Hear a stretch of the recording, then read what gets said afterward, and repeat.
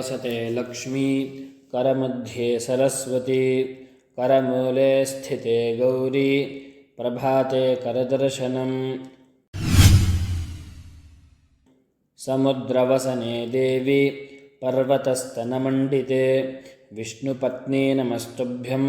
पादस्पर्शं क्षमस्व मे गंगे च यमुने चैव गोदावरी सरस्वती नर्मदे सिन्धु कावेरी जलेऽस्मिन् सन्निधिं कुरु दीपं ज्योतिर्परब्रह्म दीपं ज्योतिर्जनार्दन दीपो हरति पापानि सन्ध्यादीपं नमोऽस्तुते शुभं करोति कल्याणम् आरोग्यं धनसम्पदः शत्रुबुद्धिविनाशाय दीपज्योतिर्नमोऽस्तुते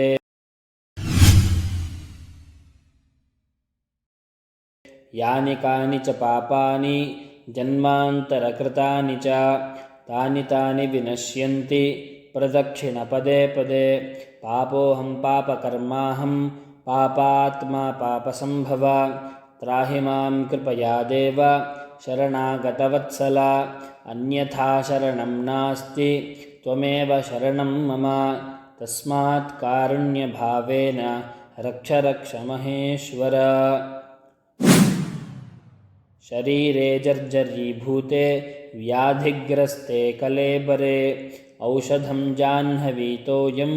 वैद्यो नारायणो हरिः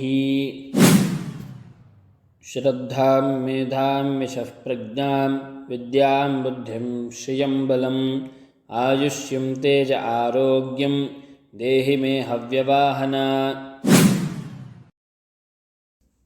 गुरुर्ब्रह्मा गुरुर्विष्णुः गुरुर्देवो महेश्वरः गुरुः साक्षात् परं ब्रह्म तस्मै श्रीगुरवे नमः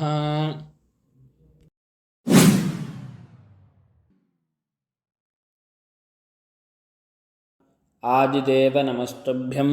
प्रसीद मम भास्कर दिवाकर नमस्तुभ्यं प्रभाकर नमोऽस्तुते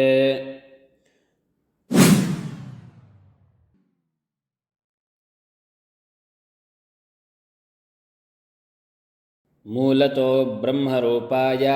मध्यतो विष्णुरूपिणे अग्रतः शिवरूपाय वृक्षराजाय ते नमः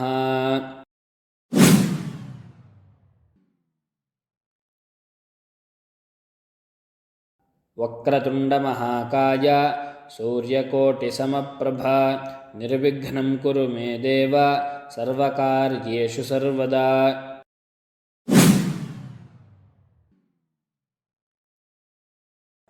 अन्नपूर्णे सदापूर्णे शङ्करप्राणवल्लभे ज्ञानवैराग्यसिद्ध्यर्थं भिक्षां देही च पार्वती ब्रह्मार्पणं ब्रह्महविः ब्रह्माग्नो ब्रह्मणाहुतं ब्रह्मैव तेन गन्तव्यं ब्रह्मकर्मसमाधिना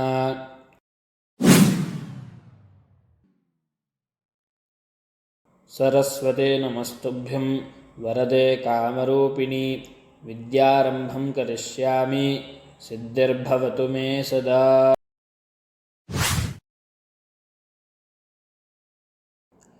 रामस्कन्दं हनूमन्तं वैनतेयं वृकोदरं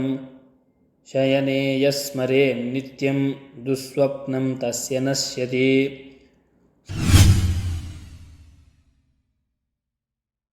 स्वस्तिः प्रजाभ्यः परिपालयन्तां न्यायेन मार्गेण महीं महिषाः गोब्राह्मणेभ्यः शुभमस्तु नित्यं लोकाः समस्ताः सुखिनो भवन्तु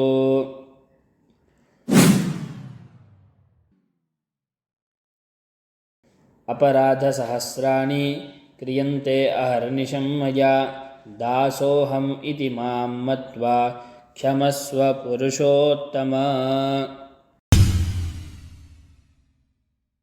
कुङ्कुमाङ्कितवर्णाय कुन्देन्दुधवलाय च विष्णुवाहनमस्तुभ्यं पक्षिराजाय ते नमः